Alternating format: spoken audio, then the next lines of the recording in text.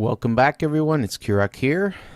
Welcome back to another episode of ALS EarthWalk. And we are continuing on our journey to find Toronto. Now, I stopped at this spot earlier, or the last episode, and I think east is that way. So we are pretty close to Toronto's location. There should be a sign once we reach there that basically says Toronto. And that's how I will know that I've arrived. But what I don't know is exactly where it is. So we're going to walk around, try and find it. Oh, yes. And I have to be careful because I only have so much wood. Wood. I don't know why I said wood. I only have so much... there we go. I only have so much food. So, see, I'm already at 3 haunches down, or 3 pieces of toast. So I think this is Toronto here. We're going to follow the perimeter of the lake and try and see if we can hit the sign that says Toronto. All right. So, yeah, I mean, for those of you tuning in for the first time, because recently I got a bunch of new subscribers. I got to be careful to walk. Okay, let me eat something. Basically, ALS EarthWalk is what I'm doing in order to try and raise awareness as well as money for ALS, the disease. ALS stands for amyotrophic lateral sclerosis. I always mess that last word up. Amyotrophic lateral sclerosis, otherwise known as Lou Gehrig's disease. And yeah, it's a pretty harsh disease. And I went over a few facts about it last time. Is this the end? And I have a few more facts that I want to go over this time, as well as a few facts about Toronto, provided we find Toronto on this episode. That doesn't make sense. That looks like... You know what? We might be a little too far south. Because if I go this way on the mini-map, you can see that there's no more lake. So I'm going to follow it up in reverse. Hopefully we can get there before nighttime. And then I will see if it branches off in a different direction and follow that. Well, yeah, so there were some pieces of information that I never got to actually mention on the last episode that has to do with ALS. One of the facts that you can get off that quick fact sheet that I mentioned in the last episode. Sorry, I'm looking at the mini-map trying to figure out where I'm located. Yeah, that's not right. Something's not right. Oh no, I'm not going to find it. Ah, boy. Let's go this way. So, yeah, one of the things I didn't mention was that when... people are diagnosed with ALS. About 80% of those that are diagnosed die within, I think it's the first 2 years. Yeah, within the first 2 years of diagnosis, averages between 3 to 5 years. And then there's like a small percentage, maybe, is it 10%? Yeah, 10% of them may live longer, up to 10 years. And... So yeah, so I mean, being diagnosed with it ends up being a huge life changer. And oh, look, more water. And at the same time, it actually, I mean, not only does it change your life, but it's one of those things where you kind of have to come to terms with your own mortality, I guess you could say. Which is, you know, we all eventually one day go. Oh wait, let's see the lake. But you know, nobody wants to. I remember there was this one quote, everybody wants to go to heaven, but nobody wants to die to get there. And it's pretty true, you know. Everybody wants to go to heaven, not hell.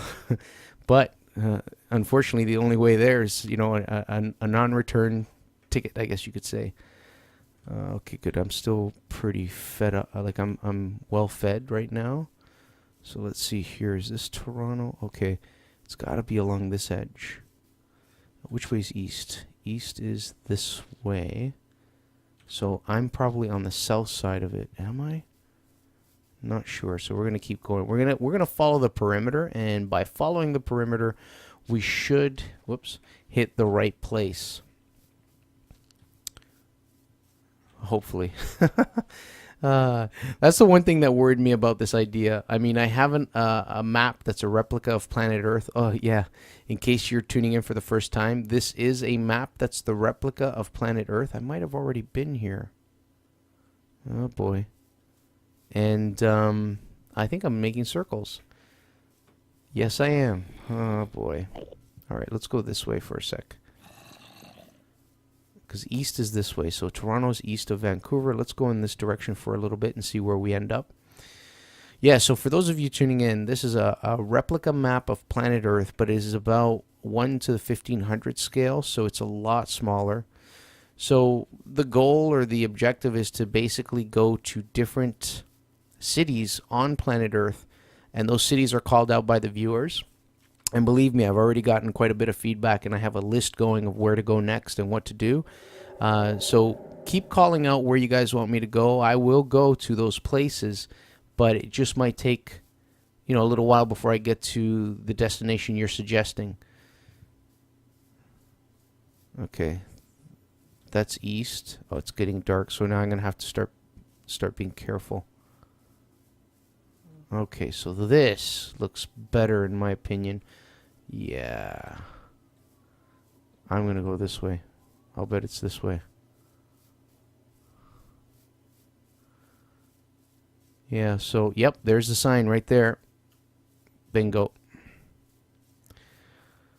So, having reached Toronto, what I'm going to do is I'm going to start talking a little bit about the CN Tower. And the reason, there we go, guys. See it? Toronto. Yes, we made it just before nighttime. And I can hear skeletons, and I bet they're underground. So, yes, what I'm going to be doing is anytime I reach my destination, the city that I'm going to, whether it is a city that I picked or whether it is a city that one of you guys that are watching has suggested, I will then build an iconic structure that represents that area. So, for example, being in Toronto, we're going to build the CN Tower. If I go to Paris, we're going to build, oh boy. If I go to Paris, we're going to build the Eiffel Tower or something like that. So, and don't be afraid that when you suggest a destination, suggest also what you want me to build in that area once we reach it.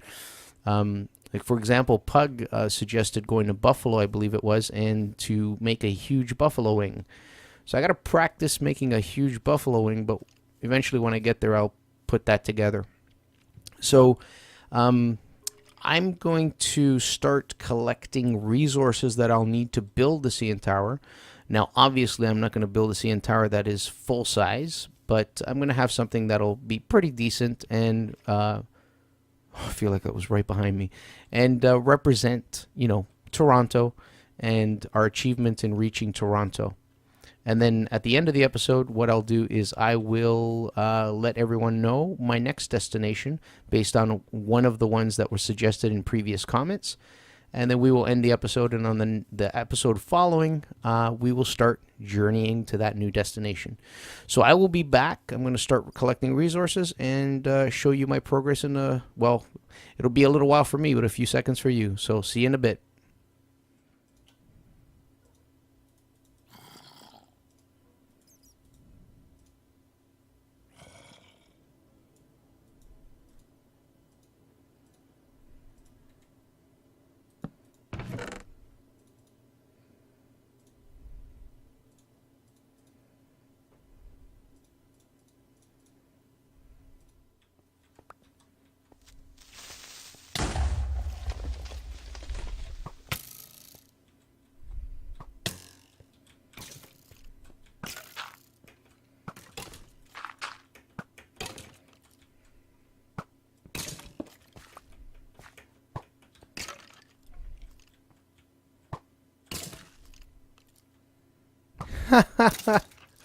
That was awesome.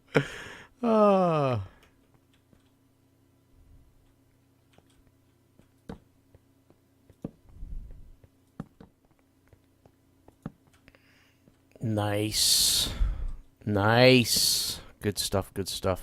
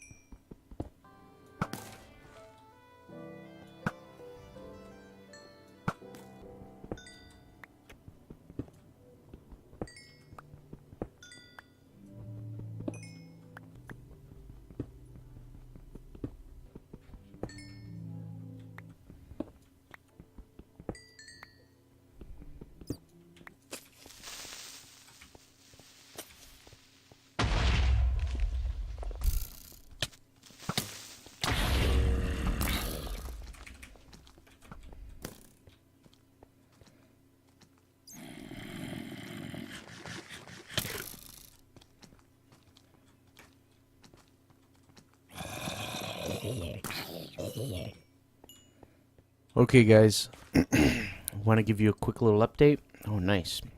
So I've got some trees growing here.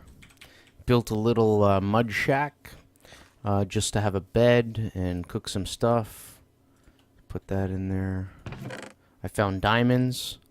Let's grab this. Put that in there. Good. And I want to show you, all I've done is collect some resources. Let's put this in here. But not very many. And definitely not enough to build the CN Tower. But what I'm concentrating on is collecting resources in the cave I found for like armor. See, I don't have armor, so I'm going to have to go cook some. But let's go down. We'll take a little bit of a risk. And I'll show you the cave system. It's huge. I had no idea Toronto had such an extensive subway system. So over this way, it just, that end over there just dies, or it's a dead end. And then over here, it goes down. Ooh, looks like a slime chunk. And what I did is I dug down to get to that level. Been killing baddies as I go. He's right above me.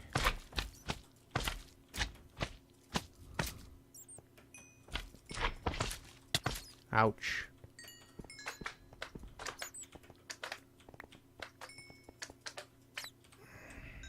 Okay, pretty safe. Good.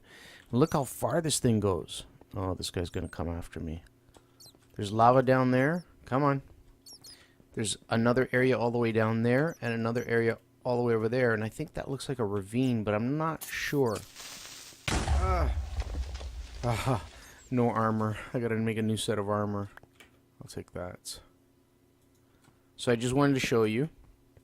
Yeah, I'm gonna try and strip this whole area. Look how far that goes. That's pretty cool. I'm gonna try and strip this whole area. Look at the size of that. Of resources, and when I say resources, I mean coal, iron, diamonds if I find any. I'm leaving the redstone and lapis behind because it's really not going to serve any purpose. Although the lapis might come in useful for something blue in the future. That's where I was up there. But once I've done that, once I've stripped out and gone through the whole cave system and stripped out everything I want, then I'll start collecting some raw materials to actually build the CN Tower. So I'll be back.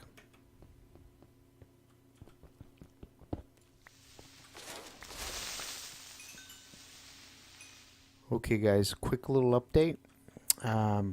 Chopped down some trees, got myself some apples. Creeper killed me. Not a big deal, lost some levels, but check it out. I killed a zombie and I got a carrot. I have a new source of food. Too bad I didn't drop a potato, but the carrot will do. The carrot will do, and I gotta go outside and grow me some carrots. Check it out. Ooh, I'm getting good at getting records.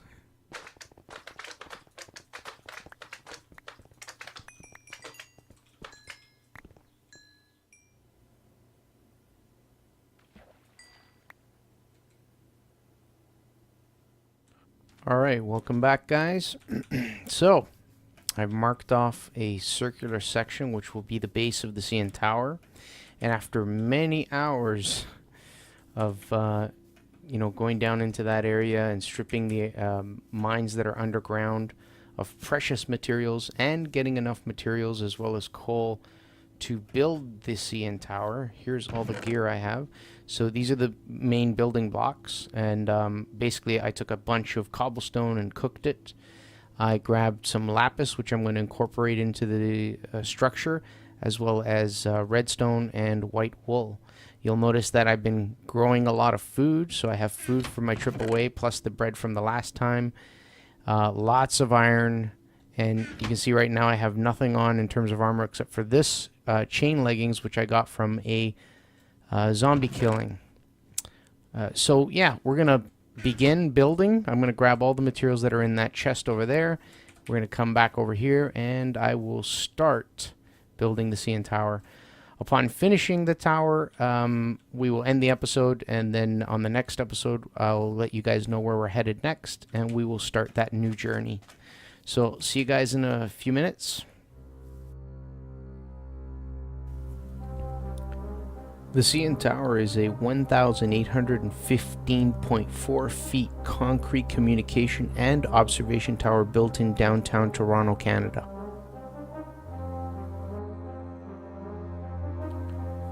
It was completed in 1976, becoming the world's tallest freestanding structure and world's tallest tower at the time.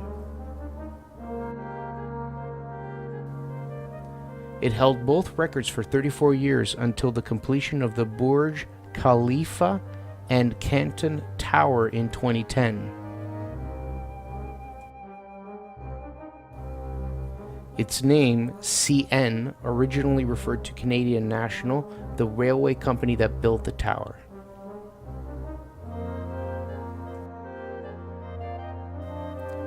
In 1995, the CN Tower was declared one of the modern 7 wonders of the world by the American Society of Civil Engineers.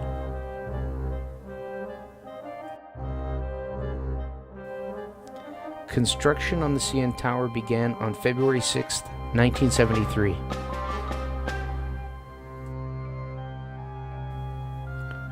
Concrete was poured continuously by a team of more than 1,500 people until February 22, 1974.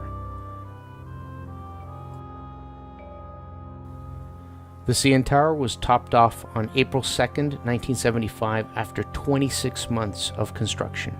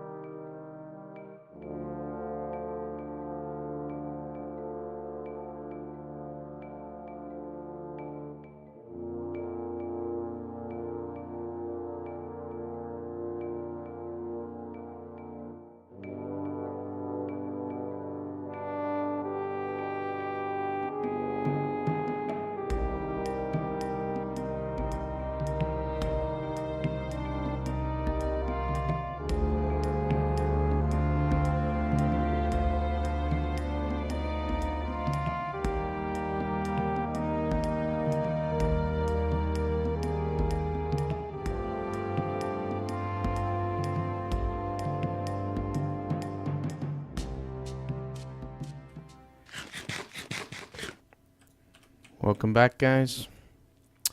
So we're going to make a few doors. Wooden doors will be fine. It doesn't really matter at this point. 2 doors will be good. And let's head out and look at the CN Tower. CN Tower is built. There it is, guys. Pretty cool. Had a lot of fun doing it. I hope you enjoyed the time lapse that I put together. And that little hut that you see over there, that little hut over there, I'm going to break that down, grab all the stuff that's in there, the chests and the bed and everything, and I'm going to set it up in the base here and then seal it up because I still have quite a bit of the stone remaining. Once I've sealed it up, it's going to act as my place of respawn in case if we're going to the next city, wherever it may be on this replica of planet Earth. If I die, I will respawn back here in Toronto with a supply of goods. So that's the CN Tower. I had a lot of fun making it, as I said, and yeah. So I hope you guys enjoyed this episode. Please, actually, let's go put those doors. Please, you know, if you're watching this and you enjoy it, there's always the like and subscribe. But again, as I said earlier, this is the whole point behind the ALS EarthWalk is to raise awareness for ALS and raise, you know, donations if possible. So, you know, if you guys just head over to the link in the description, if you click on that, you'll actually see a page that loads up for ALS EarthWalk, and there will be a button there that says sponsor me. Just click on that, and you can go ahead and make a donation of any amount. Oh yes, before we end the episode, there is one other little announcement I wanted to make, and I'll put a link to the website in the description. There is a real-life ALS walk happening. It's going to be this June 1st, 2013, and it's in Toronto. I know a bunch of you who are watching are not from Toronto, but if you are from Toronto and you're watching, it's happening June 1st. It's going to be in Earl Bales Park. That's at Bathurst Street, south of Shepherd, June 1st. Registration starts at 9 a.m., and the walk will start at 10:20. It's a 5K walk. Yeah, I will put the link in the description, and you guys can check it out. And that's it. So I hope you guys enjoyed this episode. That's pretty cool, eh? I say it turned out pretty damn good. Look at that. Yeah, so next episode, we will pick a new place. I will pick one from the suggestions I've received on the previous episodes, and we will begin our journey to wherever that may be. See you again soon, guys. Thanks for watching. Bye-bye.